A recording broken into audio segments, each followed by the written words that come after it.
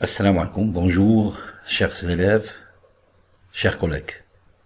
On va voir dans cette vidéo la séance numéro 3, consacrée pour le produit vectoriel.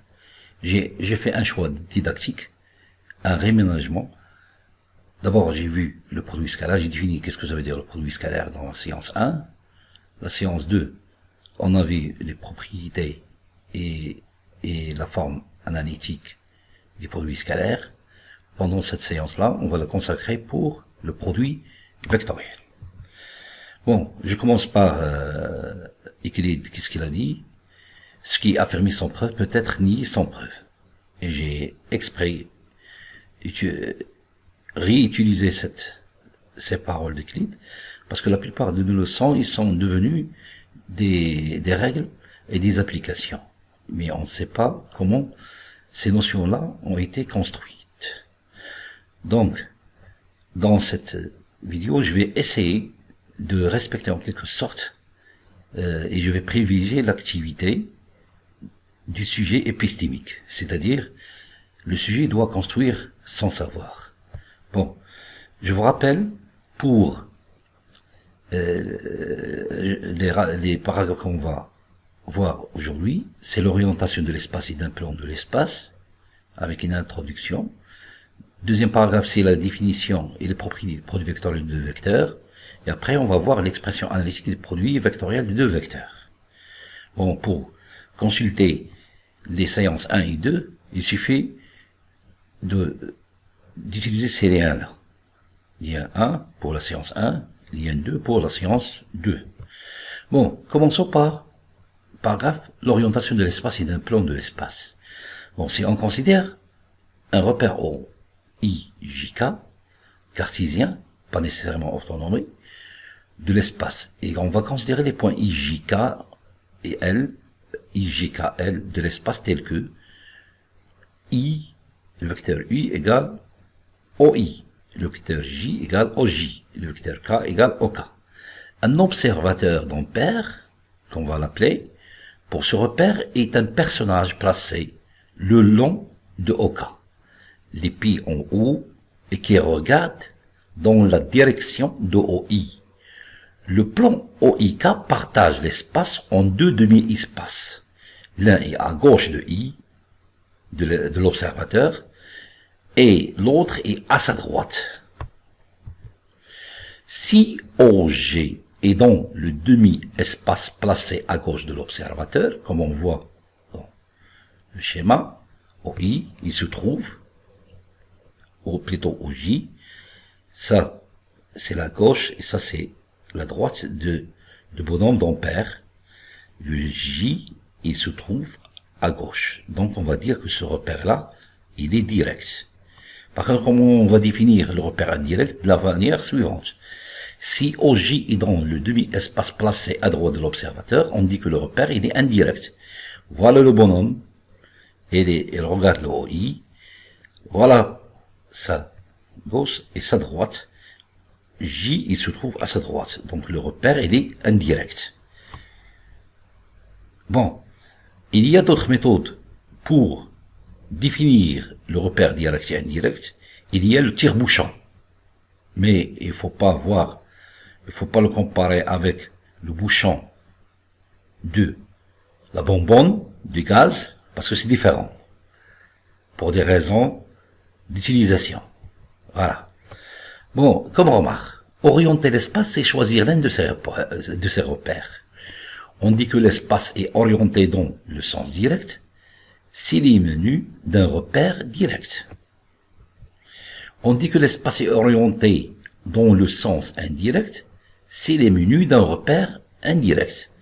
Nous admettrons qu'étant donné une base, le repère a toujours la même orientation, quel que soit le point haut de l'espace. Bon, maintenant on va passer à la base. Quand est-ce que je vais dire qu'une base est directe? C'est quand le repère, il est direct. Et quand est-ce qu'on dit qu'une base, il est indirecte? Quand le repère lié à la base, il est indirect. Mais je vous donne un truc. Permettez deux vecteurs changent l'orientation d'une base. Pour cela, on va voir cette application-là. L'espace est muni d'un repère direct O, I, J, et K. Parmi les bases ci-dessous, précisez celles qui sont directes et celles qui sont indirectes. Il y a le triplet IJK, le deuxième triplet IKJ, le troisième triplet c'est JKI, et le quatrième triplet c'est I moins J et K. Maintenant on passe à la réponse. Vous pouvez deviner comment ça. Le premier, il est bel et bien, il est direct. Pour le second, qu'est-ce qu'on a fait? On va voir. Pour le second, IKJ, c'est une base indirecte. Pourquoi? Car on a fait une seule permutation. C'est-à-dire, on a laissé le I dans sa place, mais pour le G et le K, on les a permutés. Donc, on a trouvé une base indirecte. Pour GKI, c'est une base directe, parce qu'on a fait deux permutations. Voilà. La première, on a permuté I avec le K, et après on a permuté le K avec le J. Et on a trouvé une base indirecte. Mais pour le quatrième triplet, I moins J et K, c'est une base indirecte. Pourquoi? Parce que si J se trouve à gauche du bonhomme d'ampère, le moins J, il se trouve à sa droite. Bon, c'est clair? On passe. Maintenant, on va passer à une activité. Le but de cette activité, c'est montrer que le produit vectoriel, il est indépendant des choix de O. C'est-à-dire que l'expression, elle est indépendante des choix du point avec lequel on pointe l'espace. Bon, pour cela, on va prendre deux vecteurs UV non collinéaires de l'espace, et soit O et O' deux points de E. On désigne par A, A', B, B' les points tels que U, c'est OA, qui n'est autre que O'A', V, c'est OB, qui est égal à O'B'. Maintenant, on va montrer que les plans OAB et O'A'B' sont parallèles. Allez, on va réactiver un petit peu les prérequis de tronc commun. Science. Comment on va montrer que ces deux plans-là, ils sont parallèles? Pour montrer ces deux plans-là, ils sont parallèles, juste, on a les droites OA et OB 150. Ils se trouvent dans le plan OAB. Et respectivement, ils sont parallèles à O'A' et O'B'. Pourquoi? Parce que le vecteur OA égale au vecteur O'A'. Cela veut dire que ces deux droites-là, ils sont parallèles. De même pour les droites OB, O'B'. Donc le plan OAB est parallèle à O'A'B'. D'après un résultat important qu'on a déjà vu, c'est que deux plans ils sont parallèles si seulement s'il se trouve deux droites 50 dans un plan et qui sont parallèles deux droites 50 se trouvant dans l'autre plan. Ok, on passe. Voilà, pour illustrer un petit peu ce qu'on a dit, on a bel et bien, on a OA, O'A', OB, O'B', les deux plans, ils sont parallèles. Maintenant, on va voir la deuxième question de l'activité. On va prendre un D, un réel strictement positif. Et on va montrer qu'il existe un unique point C de E, tel que OC est orthogonal à OA, et OC est orthogonal à OB, et OC égale petit d. Et le repère OA, OB, OC est direct. Ça, c'est la sous-question A. La sous-question B. On va prendre un autre point C' de l'espace tel que O'C', orthogonal O'A', O'C' et orthogonal O'B'. Et le repère O'A', vecteur, O'B', vecteur, O'C', plutôt la base, c'est pas le repère, est direct, et O'C' égale à D. Et on va montrer que OC n'est autre que O'C', d'après les données. Bon, je vous rappelle un petit peu les choses. Qu'est-ce qu'on a appris? On a pris OC, orthogonal à OB, OC, orthogonal à OA. Et la norme du vecteur OC, égale un petit d qui est positif. Maintenant, on va prendre la même chose, un C' de façon que le vecteur O'C' orthogonal à O'A' et orthogonal à O'B'. Et O'C' comme distance, ou bien comme la norme du vecteur O'C' égale à petit d. Et on va montrer que le vecteur OC égale au vecteur O'C'. Voilà. On va passer à la réponse. Pour petit a, si on considère la perpendiculaire au plan OAB passant par O, alors il existe deux points tels que OC égale à D. Mais pour avoir une base directe, on a un seul point satisfaisant la condition. Comme ça, on a montré l'unicité de C. Pour la question B, on a OC et O'C' sont parallèles. Pourquoi? Parce que OC est perpendiculaire au plan OAB. Et O'C' est perpendiculaire au plan O'A'B'. Et OAB et O'A'B' sont parallèles. Donc, les deux droites, ils sont parallèles. Et les vecteurs ont même norme. C'est D. Et de sens, et même sens. Alors, certainement, avec ces trois conditions, je peux confirmer que le vecteur OC égale O'C'. Maintenant, ça, c'est une propriété de l'existence. Si on a un plan P, pour toute base J de P et tout réel D positif, il existe un unique vecteur K, vérifiant I scalaire K égale à 0, J scalaire K égale à 0, et la norme de K égale à D. Et la base IJK est directe. C'est ce qu'on avait, ça c'est le but de l'activité. Ça c'est le but de l'activité. Pourquoi j'ai dit propriété de l'existence? C'est grâce à l'activité qu'on a prouvé qu'il existe un seul cas unique. Un seul cas unique qui vérifie les quatre conditions. On va voir après quel rôle il va jouer le petit d, parce que c'est ça, c'est là qu'il va nous donner raison pour parler des produits vectoriels. Maintenant, on va prendre une définition. Si on a deux vecteurs de l'espace, et soit alpha la mesure en radian de l'angle géométrique déterminé. Je précise l'angle géométrique, parce que deux vecteurs, ils peuvent déterminer des angles orientés. Maintenant, je vais parler de l'angle géométrique, c'est-à-dire qui est compris entre 0 et pi. Par deux représentants quelconques de même origine de U de V, on appelle produit vectoriel de U par V et on note U chapeau V, le vecteur défini comme suit.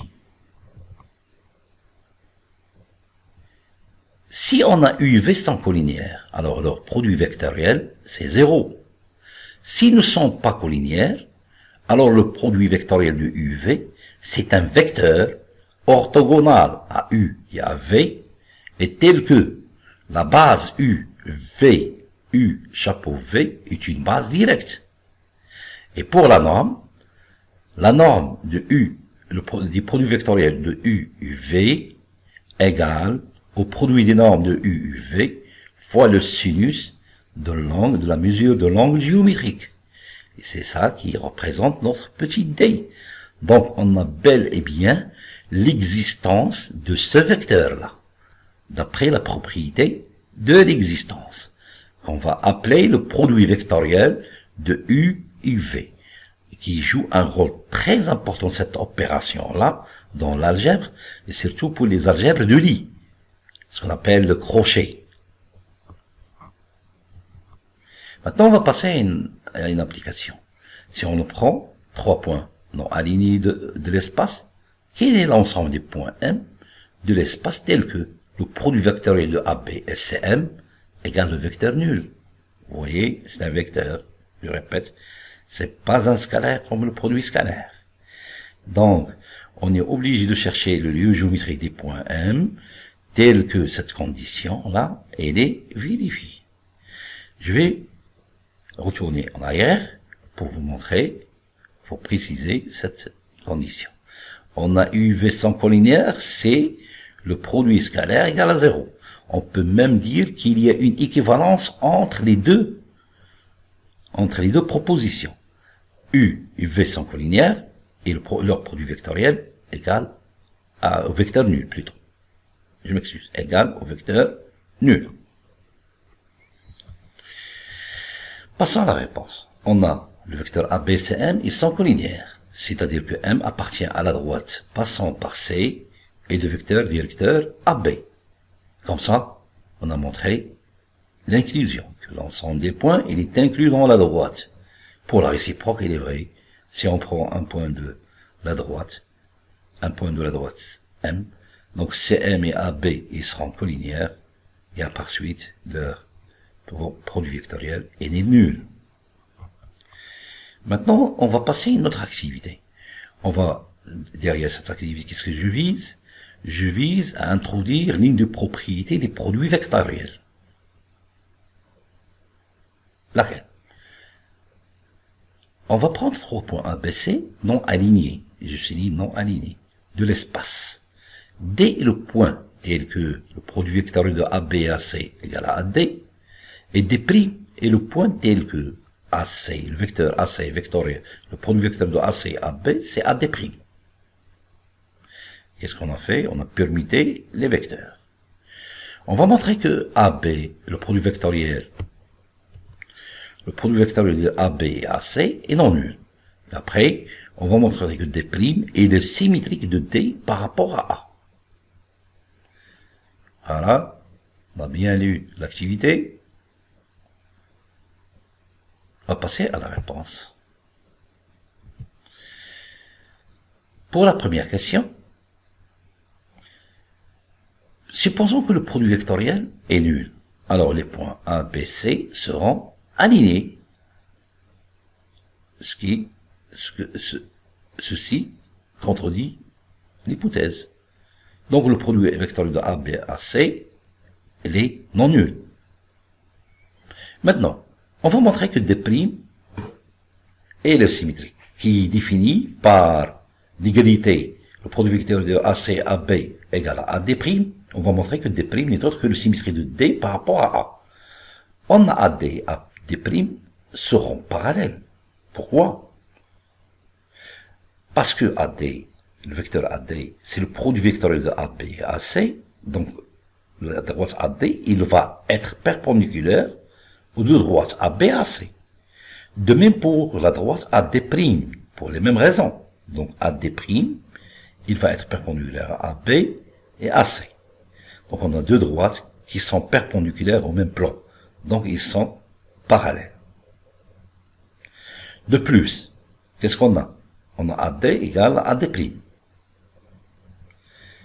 Et A, c'est un point commun des deux droites. Ça veut dire qu'ils sont confondus. Et la distance AD égale à AD'. Appartient au segment d'extrémité D, donc A appartient au segment d'extrémité D'. D'où D' est le symétrique de D par rapport à A. On a bien montré l'alignement des points A et D et D', et en plus la distance de AD égale à AD', je peux parler en sens vectoriel que AD égale à moins AD'. Donc D', elle est bel et bien symétrique de D. Donc, qu'est-ce que ça va dire AD'? C'est quoi AD'? C'est moins AD. On va voir qu'est-ce que ça nous donne comme propriété. La propriété, c'est que si on a trois vecteurs, et pour tout réel AB, on a le produit vectoriel de UV, si on permet, ça sort un certain moins. Donc c'est moins, entre parenthèses, le produit vectoriel de V et U. Et ça, c'est une propriété qu'on a montrée dans l'activité. Maintenant, si on a AU, le produit vectoriel de AU est BV, n'est autre que AB, le produit vectoriel de UV. Et si on a U, le produit vectoriel de U, et des vecteurs de la somme des vecteurs V et W, ça sera égal au produit vectoriel de UV plus le produit vectoriel de UW. Ces deux propriétés, ça découle de la binarité des produits vectoriels. Bon. Et ça, on dit que le produit vectoriel est antisymétrique. C'est pas pareil comme le produit scalaire, parce que le produit scalaire de UV égale au produit scalaire de VU. Par contre, pour le produit vectoriel de UV égale à moins le produit vectoriel de V et U. Maintenant, on va passer à une activité. Le but de cette activité, c'est chercher la forme analytique du produit vectoriel. Donc, on va considérer une base orthonormée directe de l'espace. D'abord, en premier lieu, on va déterminer le produit vectoriel de IJ, puis de U et K, puis de J et K, et après, on va prendre deux vecteurs U, V de coordonnées respectives A, B, C, A', B', C' de l'espace, et on va montrer que le produit vectoriel n'est autre que BC' moins B'C, I, moins AC' moins A'C, J, plus AB' moins A'B, K. Regardez, il y a un plus et un, ça c'est un moins, ça c'est un plus. Vous voyez? Bon, pour cette composante, il n'y a pas le A. C'est-à-dire, on a pris BC et B'C'. Donc, B, C' moins C, B'. Pour la deuxième composante, il n'y a pas le B' ni le B. C'est-à-dire, qu'est-ce qu'on a pris? A, C' et C, A'. Pour la troisième composante, il n'y a pas ni le C, ni le C', ni le C. C'est-à-dire A, B', moins B, A'. Et faites attention, il y a un certain moins. On va voir comment on a obtenu cette formule. Bon, ça saute aux yeux un peu. Le produit vectoriel de IJ, c'est K. De même pour I et K, c'est J, G et K, c'est I. Maintenant, on va passer ça à la deuxième question. Le produit vectoriel de UV, que je peux écrire, on peut écrire I sous forme de combinaison linéaire, c'est AI plus BJ plus CK, produit vectoriel de A'I plus B'J plus C'K. Ça, c'est le vecteur V, et ça, c'est le vecteur U. Or, AI, vectoriel A'I, d'après la binarité, c'est AA', I, vectoriel I. Pourquoi ça égale un vecteur nul? Parce que U et I sont collinéaires. Et on sait que le produit vectoriel de vecteurs collinéaires, et c'est le vecteur nul. Maintenant, on passe à I vectoriel B'J. D'après la binarité, c'est AB'. Et cela veut dire quoi? C'est AB', le produit vectoriel de IJ. IJ, c'est K. Donc ça nous donne AB' égale à K. C'est similaire pour les autres, parce que on a 3 membres. Ici, on a 3 membres. On fait le produit vectoriel, on va trouver 9 membres. Cela veut dire A, I, A'I, c'est le vecteur nul, ça saute. De même pour BJ, B'J, c'est le vecteur nul. CK, C'K, c'est le vecteur nul. Qu'est-ce qu'il nous reste? AI, produit vectoriel de périm J, c'est AB', K. AI, produit vectoriel de C'K, c'est AC', J. Mais, on va voir, pour BJ et A'I, ça nous donne BA', J, vectoriel I. On l'a pas. Mais on peut l'avoir, J vectoriel I, n'est autre que moins K. Voilà. J'espère que vous avez bien saisi les calculs. Et maintenant, je vais vous donner la propriété. Si on a IJK une base orthonormée directe de l'espace, et les vecteurs UV, Alors, notre produit vectoriel n'est autre que celui-là. Voilà.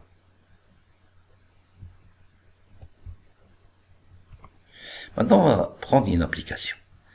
Dans cette application, on va voir le produit scalaire et on va voir le produit vectoriel pour le différencier entre les deux.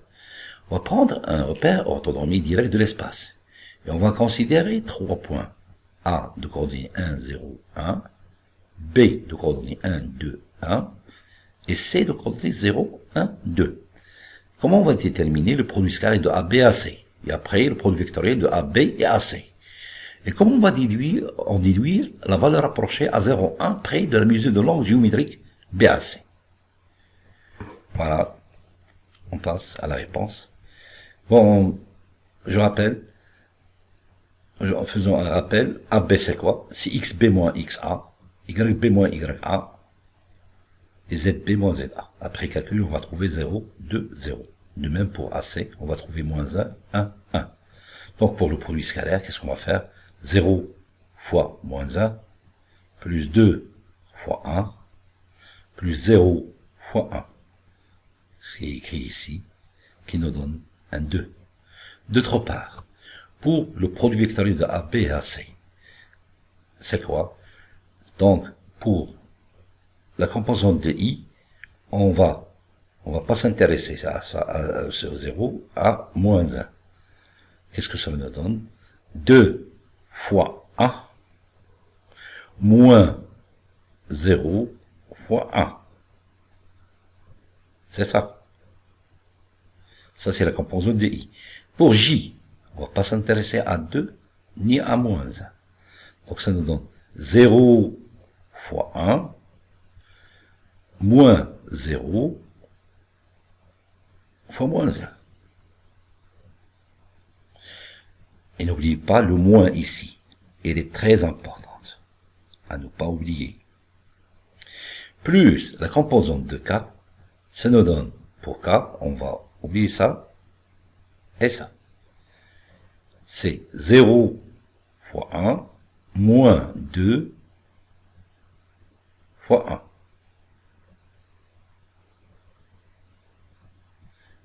1. Je répète, pour le composant de K, on va oublier celui-là et celui-là. Donc c'est 2 fois 1, 0 fois moins 1. Ça nous donne,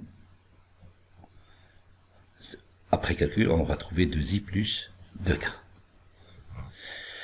Pour le cosinus BAC, on l'a déjà vu, c'est le produit scalaire de ABAC sur la distance ABAC. Et le sinus, c'est la norme du produit vectoriel de ABAC sur AB fois AC. D'où vient ça vient de la définition du produit vectoriel. Quand AB égale à 2, on l'a calculé avec la racine, et AC, la racine des carrés des sommes des carrés des composantes de AC.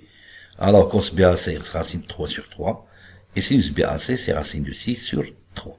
Je vous laisse le soin de faire les calculs avec la calculatrice pour avoir la mesure de BAC à 0,1. Prêt. Maintenant, on va voir une autre application. Si on prend un repère orthonormé direct de l'espace, on va considérer 3 points. A de coordonnées 1, 0, 1, B de coordonnées 1, 2, 1, et C de 0, 0, 1, 2. Et on va déterminer la surface du triangle ABC. Donc, comment on va faire? D'abord, on va calculer le produit vectoriel. Comme on a déjà vu, c'est 2i plus 2k. On va calculer la norme. C'est 2 racines de 2. Et par suite, l'aire, ou bien la surface du triangle n'est autre que 1,5. La norme de produit vectoriel de AB à C, c'est racine de 2, sans oublier l'unité d'air. C'est-à-dire, c'est quoi la norme de I, la norme de J, la norme de K. Voilà. Et je vais vous expliquer en quelque sorte pourquoi. Parce que pour un triangle, si je veux calculer sa surface, je considère la hauteur, par exemple cette hauteur-là, ce sera cette hauteur fois la base, divisé par 2. Mais en utilisant cet angle-là, le sinus de cet angle, on va trouver l'expression de la norme du produit vectoriel. Ok? Bon, ça c'est la propriété prix D, généralement. Maintenant, on va voir une application, on va considérer une droite D de repère BU, c'est-à-dire il passe par le point B et le vecteur directeur U, et un point n'appartenant pas à D. On va considérer le projeté orthogonal de A sur D. On va montrer d'abord que AB, le produit vecteur de ABU, n'est autre que le produit vecteur de AH et U. Et après, on va en déduire que la distance AH, c'est la norme du produit vectoriel de AH et U sur la norme de U. En deuxième question, c'est une application numérique.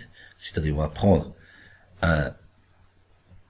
les points A de coordonnées 2, 3, 4 et le point B de coordonnées 0, 1, 1 et le vecteur U de coordonnées moins 2, 3, 1.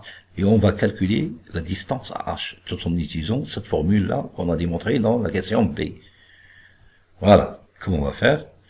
On a, bon, le produit vecteur de AB et U. On va utiliser la relation de Chasles, c'est AH plus HP, produit vectoriel de U.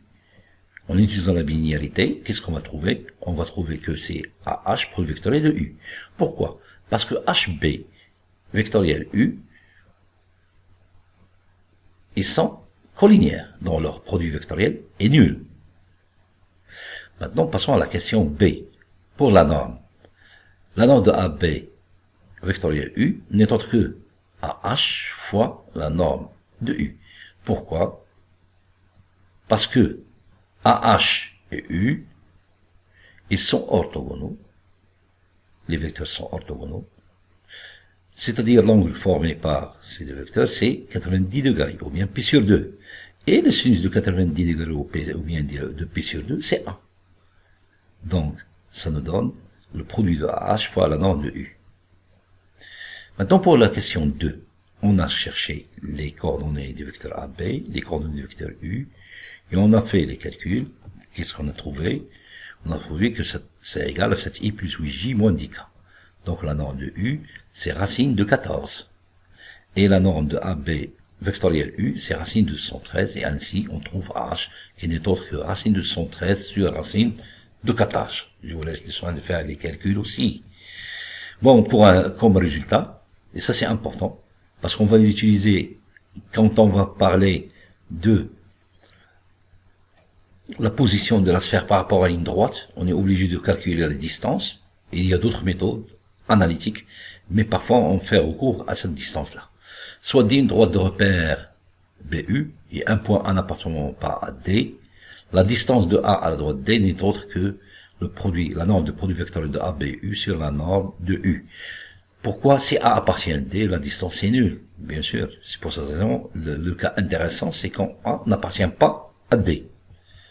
Maintenant, on va passer à des QCM. Je vous laisse le soin de faire afin de consolider vos prérequis sur le produit vectoriel. Voilà. Et thank you for watching. Et then, merci pour votre attention. Et à la prochaine.